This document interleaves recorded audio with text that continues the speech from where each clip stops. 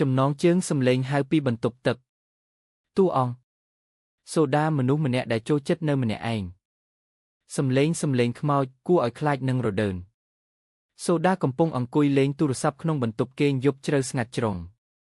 សូដានិយាយម្នាក់ឯងយប់នេះស្ងាត់ខុសពីធម្មតាម៉ោង 12 យប់ហើយ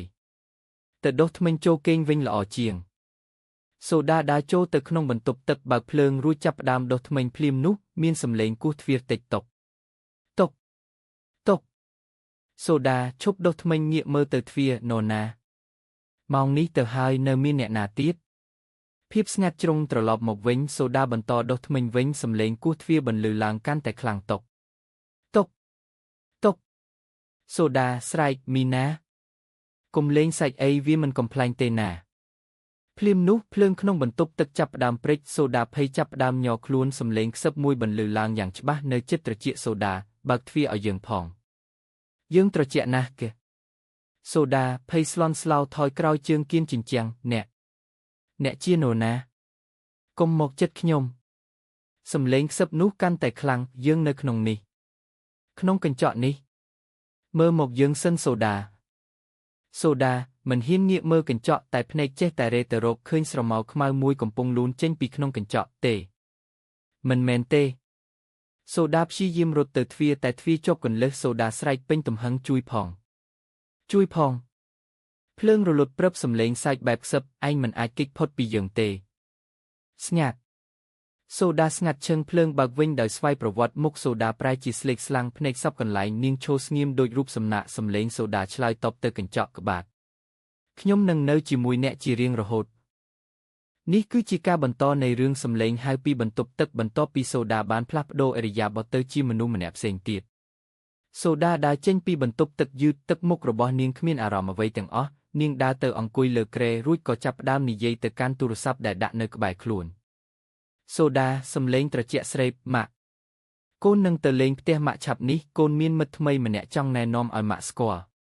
ភ្លាមនោះទូរស័ព្ទក៏រោទឡើងឈ្មោះដែលបង្ហាញលើអេក្រង់គឺម៉ាក់សូដាចុចទទួលទូរស័ព្ទម៉ាក់តាមទូរស័ព្ទសូដាកូនអើយយប់ជ្រៅហើយនៅមិនទាន់គេងទៀតទេម៉ាក់ទើបតែយល់សប្តិឃើញគេថាមានអ្វីមួយមិនល្អកើតឡើងក្នុងផ្ទះកូនមិនអីទេមែនទេសូដាញឹមយ៉ាងចម្លែកម៉ាក់មិនបាច់បារម្ភទេផ្ទះនេះលេងឯកោទៀតហើយខ្ញុំមិនដែលនៅម្នាក់ឯងទៀតទេម៉ាក់តាមទូរស័ព្ទសំឡេងរំភើបកូននិយាយអីហ្នឹងកូនមានអ្នកណានៅជាមួយសូដា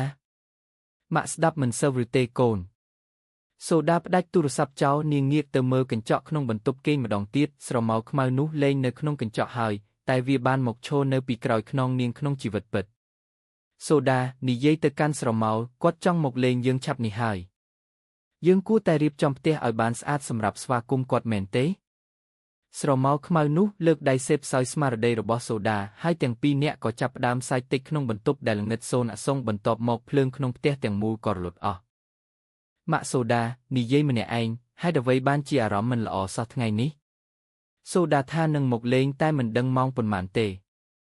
រំពេចនោះសំឡេងឡានចូលមកដល់មុខផ្ទះសូដាដើរចូលមកក្នុងផ្ទះតែជំហានរបស់នាងមើលទៅមិនធម្មតាដូចជាមានអ្វីមួយទាញអូសនាងពីក្រោយម៉ាក់សូដារត់ទៅទទួលសូដាកូនស្រីម៉ាក់នឹកកូនណាស់គាត់ហៀបនឹងអបសូដាតែគាត់ក៏ស្រាប់តែឈប់ងៀតម៉ាក់មានអារម្មណ៍ថាត្រជាក់ខុសធម្មតា